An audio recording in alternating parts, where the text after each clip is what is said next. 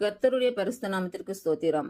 இன்றைய நாளுக்கான தேவ வார்த்தை எரேமியா 30ஆம் அதிகாரம் 18, 19 மற்றும் 22ஆம் வசனங்கள்.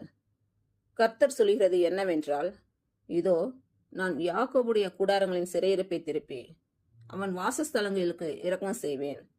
நகரம் தன் மண்மேட்டின் மேல் கட்டப்பட்டு அரண்மனை முன்போல் நிலைப்படும்.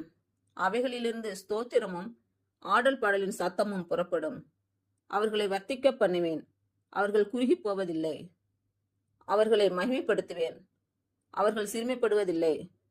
நீங்கள் என் ஜனமாயிருப்பீர்கள், நான் உங்கள் தேவனாயிருப்பேன் என்று பிறந்த நாள் மற்றும் திருமண நாள் காணும் அனைவருக்கும் இயேசு கிறிஸ்துவின் நாமத்தினாலே வாழ்த்துக்கள். கர்த்தர் உங்கள் பலவீனங்களை மாற்றி உங்களுக்கு பலத்தை கட்டளையிடுவாராக. கர்த்தர் உங்களையும் உங்கள் பிள்ளைகளையும் உங்கள் பிள்ளைகளின் பிள்ளைகளையும் ஆசீர்வதிப்பாராக.